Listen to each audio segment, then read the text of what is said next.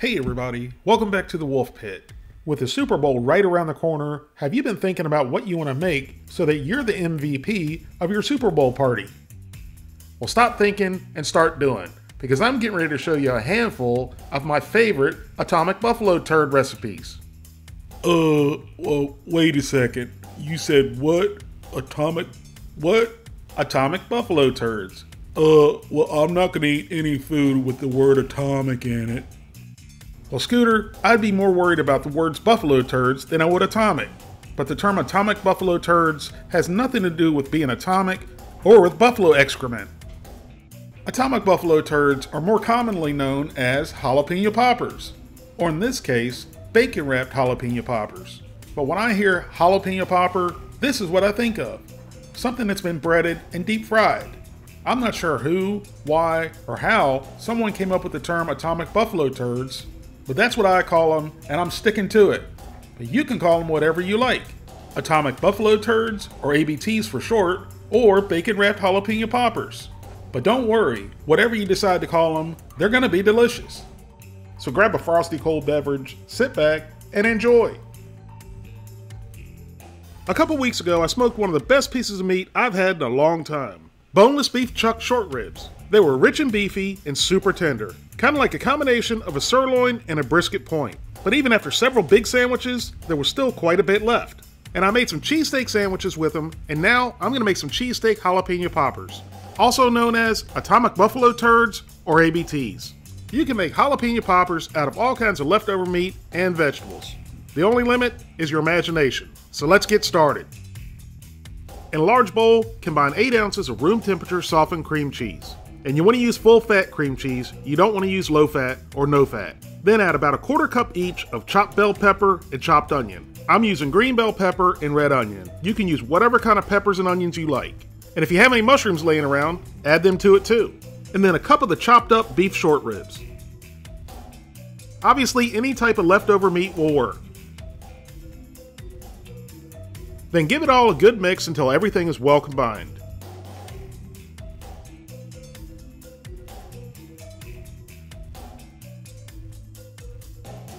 I've cut 6 large bell peppers right down the middle and removed all the seeds and membrane. And if possible, I like to leave as many stems on as I can. That way it gives you a handle to hold on to when you're eating them. Now I found the easiest way to stuff these is to use your hands. So grab a couple tablespoons and overstuff each half a pepper. And you want to press it down into the pepper to make sure you fill the whole cavity. And we'll do one more. A couple tablespoons of the filling. Press it into the pepper. Then continue this process until all the peppers are stuffed.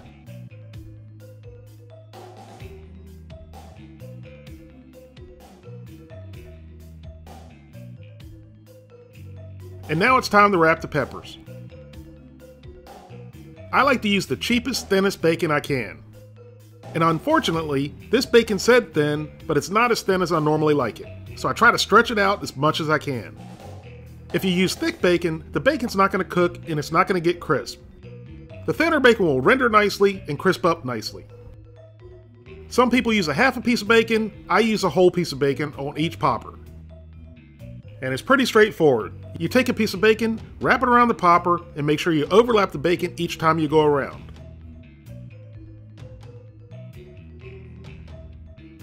I'll do another one real quick. Wrap it around the pepper and make sure you're overlapping each time you go around.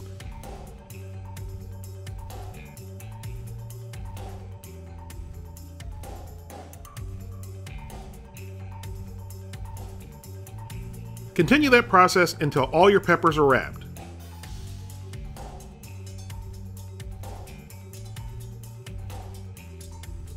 And at this point, you can season the outside if you like. I just like to leave them plain. Once all the poppers are wrapped, I like to put them into the refrigerator for at least an hour. A couple hours is better. That just gets everything firmed back up before it goes onto the grill. I'm using my Weber kettle today and it's set up for indirect cooking, with no smoke wood today. You can do these on the gas grill, just set it up for indirect cooking. And you can also do these in the oven. Just place them on a raised grate, to let the bacon render and drip away from the bacon so it won't get soggy.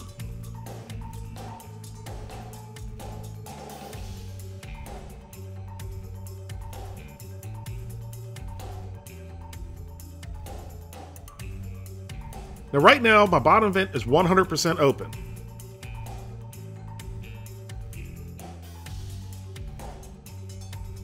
Once all the poppers are on, close the lid and leave the bottom vent and the top vent 100% open until the grill gets to 150 degrees.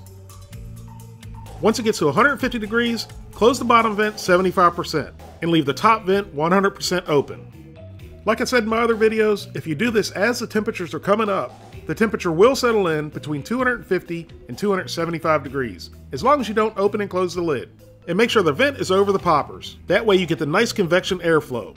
If you put the vent right over the charcoal, most of the heat is going to go right out of the vent. Putting the vent over what you're cooking gives you a nice convection for more even cooking. Here's what the poppers look like after an hour and a half. And they're starting to get a really nice color, but the bacon still has to render a little bit more to get nice and crispy. So put the lid back on and let them cook for another 45 minutes to an hour. After another hour, for a total of 2.5 hours at 250 degrees, the poppers are done. And I've got to say, they look and smell delicious. But the proof is in the pudding, popper.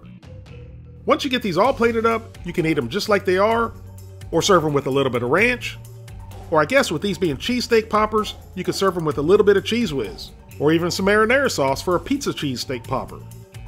These turned out absolutely delicious. The bacon was cooked perfectly, the peppers were cooked perfectly, and the inside was nice and creamy with the peppers and onions and the smoky tender beef short ribs. Absolutely delicious. Today I'm making bacon cheeseburger jalapeno poppers. These are really easy to make, spicy, smoky, and delicious. So let's get started.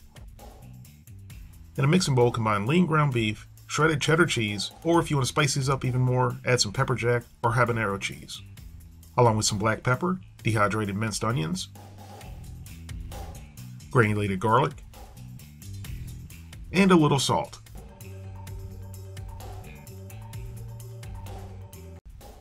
Now give this a good mix with your hands until everything's well combined.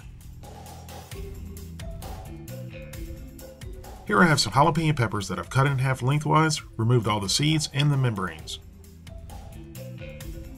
Now stuff each pepper half with a couple tablespoons of the meat and cheese filling.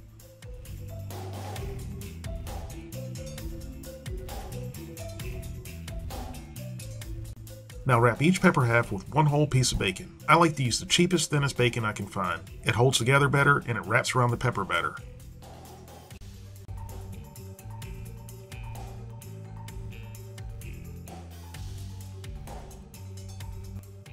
Now continue this process until all your peppers are stuffed and wrapped, and then place them into the refrigerator for about an hour to firm up. I have my Jumbo Joe set up for indirect cooking. Now I'm going to light my lump charcoal with my map torch. Just light the pile in a couple spots for about 15 to 20 seconds each.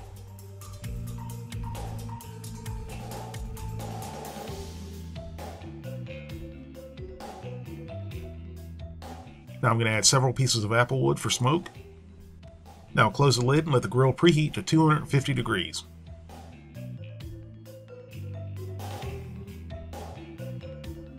Now add the poppers to the opposite side of the fire.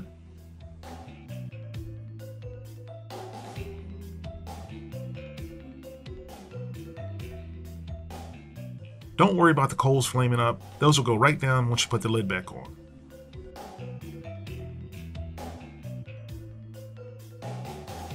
Now put the lid back on the grill with the vents over top of the food. That way you get the heat convection and the heat doesn't go right out the vents.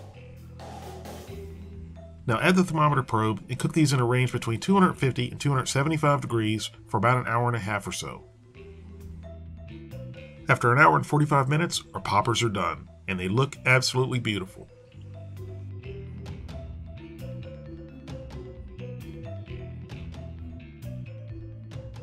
And there you have it, bacon cheeseburger jalapeno poppers. You can serve these with whatever kind of dipping sauces you like. I just chose barbecue, ranch, and mustard. The meat is still very moist. I think the only thing I would do next time is add just a little bit more cheese. Other than adding just a little bit of extra cheese, I wouldn't change a thing. These turned out absolutely amazing, but I would recommend making twice as many as you think you need because these go awful fast.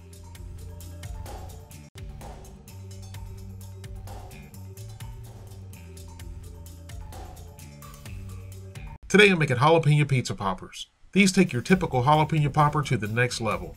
They're real easy to make, fun to eat, and delicious. The perfect snack or appetizer for any occasion. So let's get started.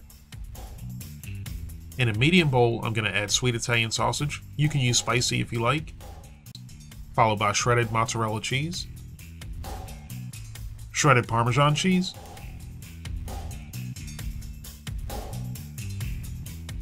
Italian seasoning,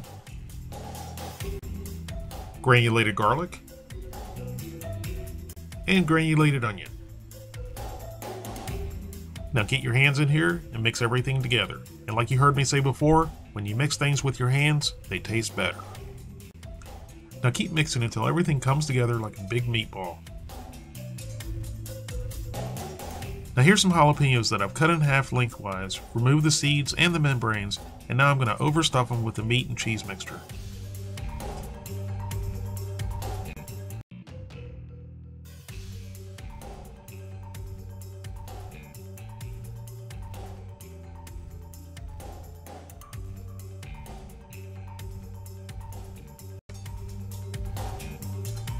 Now continue this process until all your peppers are stuffed. And now for the pizza dough. I'm just using the regular Pillsbury pizza crust, but you can use your own homemade if you like. Now just unwrap the dough and roll it out on a smooth work surface. I guess you can do this many different ways, but I'm going to lay 3 poppers across the width of the dough.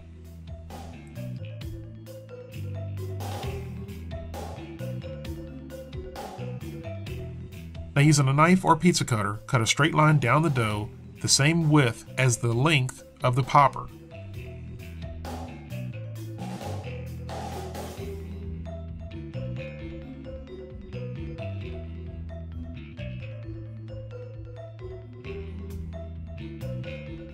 And now roll the dough around the popper.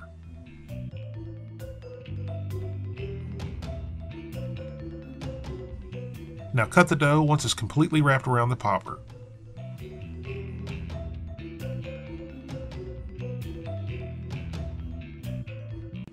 And then using your hands, just make sure it's all sealed up.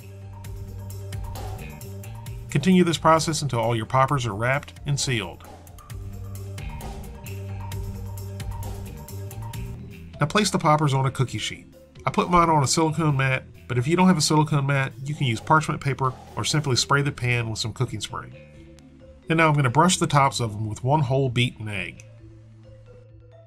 This will give them a beautiful shiny finish when they're done baking. Once they've all been coated with the beaten egg, I'm going to take a fork and pop several holes in each one. That way it'll let the steam out and give you a nice finished crispy crust instead of a soggy steamed crust. And then these go into a 375-degree oven for 25 to 30 minutes or until golden brown and the sausage is cooked through.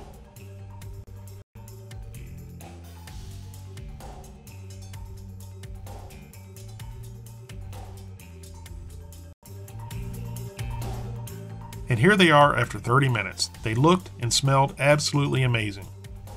And there you have it, jalapeno pizza poppers. Top them off with a little extra Parmesan cheese and serve them with pizza sauce for dipping. These jalapeno pizza poppers turned out absolutely amazing. They're almost like little spicy calzones or stromboli.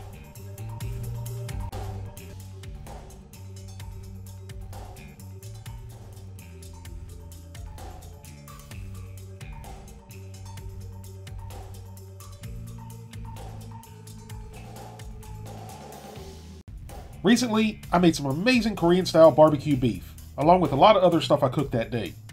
So I ended up with a lot of leftovers. So like you've heard me say before, I not only love eating leftovers, but I also love using leftovers to make new recipes. You've also heard me say, when making atomic buffalo turds, also known as ABTS, or simply bacon-wrapped jalapeno poppers, you can make them plain, with cream cheese, or with leftover meat or vegetables. The only thing that limits what you can put into an ABT is your imagination. So that's what I'm doing today. I'm making bacon-wrapped jalapeno poppers stuffed with diced-up Korean-style barbecue beef. Originally, it didn't sound like a great combination, but in the end, I was really happy with how they turned out.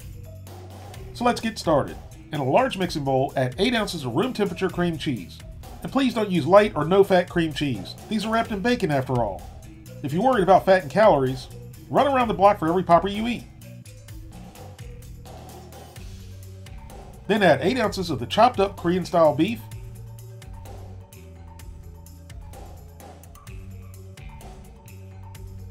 and then about a 1/4 cup of shredded cheese. You can use any kind of cheese you like. I'm using the fancy pre-shredded Colby Jack cheese, which I think mixes a lot better than the coarser grated cheeses. Of course, you can shred your own cheese if you like, but like I've told you before, I'm lazy. The fancy shredded cheese also melts a little bit better. You use whatever kind of cheese you like. You could also sprinkle in a little bit of your favorite barbecue rub too, but I think this meat had enough seasoning already. Now give it all a good mix until it's well combined. Once the filling is thoroughly mixed, you want to cut the peppers in half lengthwise, and then using a teaspoon, scoop out all the seeds and the membrane. I've already done this step because I don't feel you guys need to see it every time I make ABTs. But there will be a link in the description box on how to cut these up the right way. And also, when it's possible, I like to leave the stems on because they serve as little handles. And it also makes them look like little burnt mice when they're done.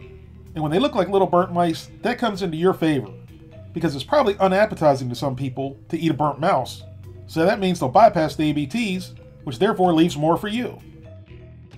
Once all the jalapenos are cut and cleaned out, you want to slightly overstuff each pepper half.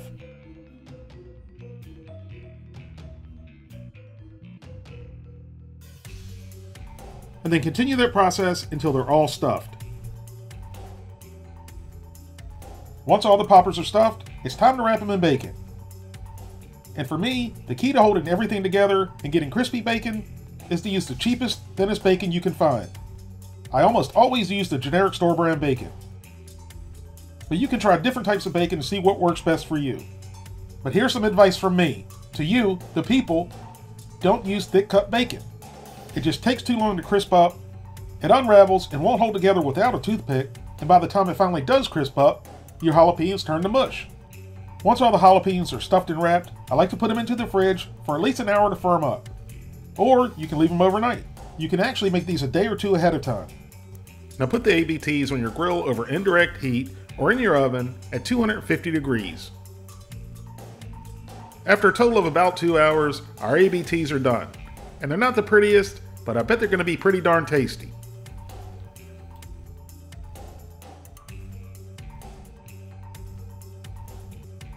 And there you have it. Korean-style barbecue beef, atomic buffalo turds. And they looked and smelled great. But the proof is in the pudding. I mean pepper. If you've never made atomic buffalo turds, there's one thing you need to keep in mind when you make them. Always make more than you think you'll need, because they go fast. There's 12 ABTs here between 3 people, and they lasted for about 4 minutes. And these turned out fantastic. They were creamy, beefy, salty, with a slight sweet and spiciness from the gochujang barbecue sauce. It was a perfect combination of flavors that perfectly complemented each flavor nicely.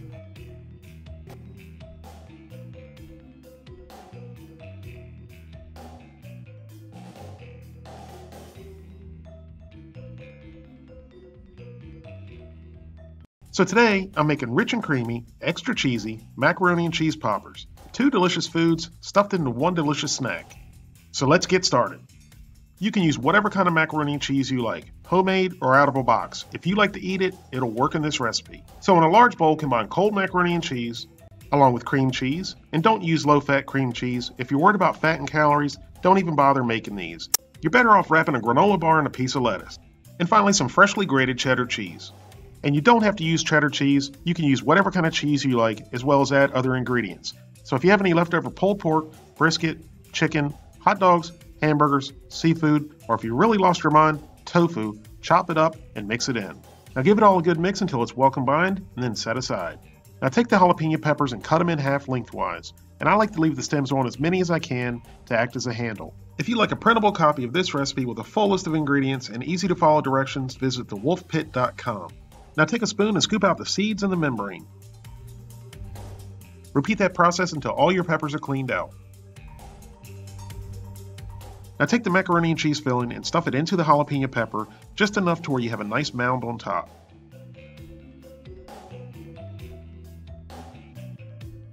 Then simply continue this process until all your peppers are stuffed. Now let's get these wrapped in bacon, and I like to use the cheapest, thinnest bacon I can find because it holds together better while the bacon is rendering. And this is really easy, and you don't have to use toothpicks like a lot of people do. You start by overlapping the end piece of the bacon around the stem end of the jalapeno. And then you want to pull the bacon snug, but not tight. If you pull the bacon too tight, it has no room to shrink as the bacon renders, and when it shrinks, it'll squeeze out all your filling. If you keep it just snug, it has room to contract, and therefore it'll keep your filling in the pepper. Now wrap one whole slice of bacon all the way down the pepper, overlapping by about 1/4 inch all the way down. Now once all the poppers are wrapped in bacon, you can put them on the grill or in the oven right now. But I like to put them in the fridge for about an hour to firm up before cooking. You can even make these a day ahead of time and let them sit in the fridge overnight. Now place the poppers into a 250-degree grill or smoker over indirect heat. And for the smoke wood, I'm using a combination of apple, maple, cherry, and hickory. And if you don't have a grill or smoker, you can certainly do these in a broiler pan in your oven.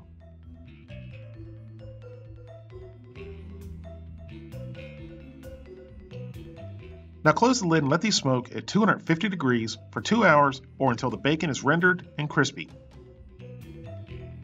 After smoking just a little over 2 hours at 250 degrees, the poppers are done.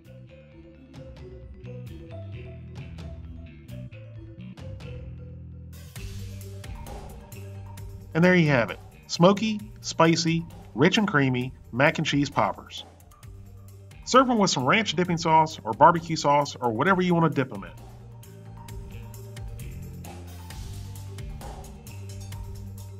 And watch this, I'm going to do a George Costanza and double dip.